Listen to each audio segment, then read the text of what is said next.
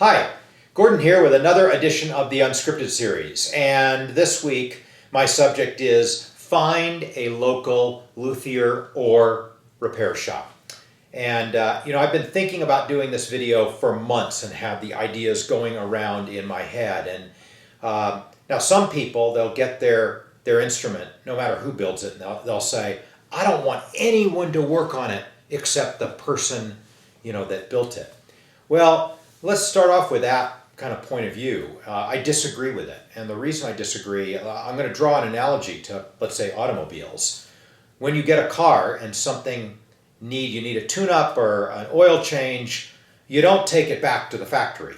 The factory is really good at building, but they are not set up for repair and maintenance. Different people, different skill sets, different tools, different way of thinking. Well, it's very much the same in what we do. I think there are people that are really good at repair. They have a repair mindset. They have the right tools. They charge the right amount. Everything they do is oriented toward repair, and I'm just a believer in practice makes perfect. So I believe that we're not always the best people to work on your Mayamoe. But in addition to that, there are practical considerations. A good friend of ours, Rick Hewlett, who passed away this year, Bigfoot, he told me that was a great musician, probably the best musician that I've ever come in contact with. And he told me whenever I get an instrument, the first thing I do is take it to my guy locally, and I have him set it up the way I want it set up. And what he means by that is the action. Fundamentally, he's talking about the action at the nut and the action at the 12th fret, and maybe even how the edges of the frets are beveled and sanded and so forth. And you can only do that with a local person, where you can take it and say, play with it and change this and try it, and a little different, adjust and in real time, really get it, fine-tune it and get it right. So when he told me that, I really started thinking about this subject. And, then we've had some people, when I think about some of the things that we'll get a call about, one of the most common thing, doesn't happen, none of our returns or warranty issues happen very frequently at all, but I think the most often is our ukulele will go into a drier climate, and it's a person that may not be humidifying it as much as equal to our climate here, and the wood will shrink, and when that happens, the edges of the frets may slightly poke out of the side of the fretboard, or you may just feel a little bit of a burr. I'm talking about something very minute, but some people are very sensitive to that. And so we might get a call and they'll say, hey, my fret ends are sharp.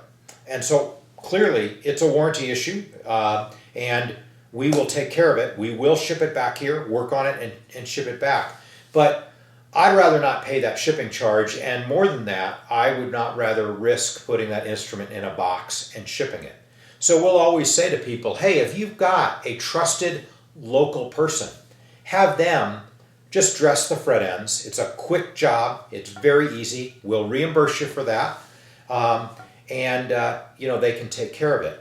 Another thing that might happen over time with the ukulele is it can develop a buzz. The instrument can settle in, things can shift a little bit. Again, changes in the environment. It doesn't happen very often, but it can happen.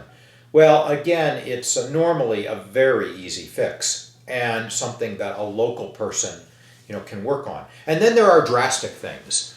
We've had not many, but probably between 5 and 10 ukuleles that have been severely damaged, dropped, sat on.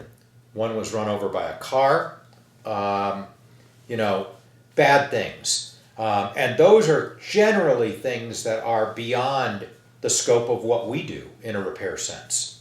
So if people contact us about those, when we can have them ship the instrument to us, but we're going to go to Portland Fretworks, and we know the folks there, we work with them a lot.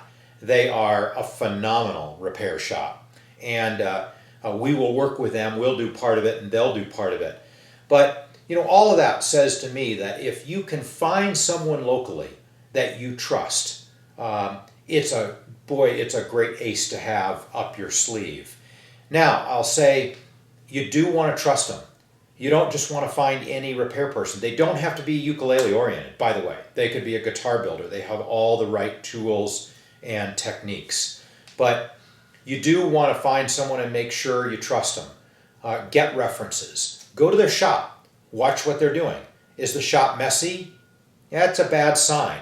Are there a bunch of tools sitting around, not put away? Is the workspace uncluttered or cluttered?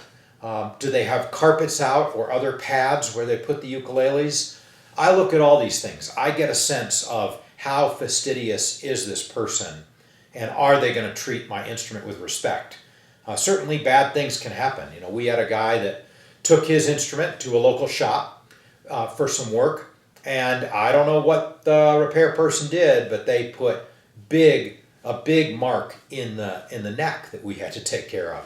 So, be careful. But that doesn't say just because that happened to one person that you shouldn't find that resource. I think it's a good idea. Find a local repair shop that you trust and have them in your back pocket. And then if you've got questions or want another point of view, want someone to look at something, we might say to you, hey, if you call up and say, oh, I've got some sharp fret ends, we'll say, hey, do you have a local repair person? So not a bad thing to have. All right, I'll see you next week. Bye-bye.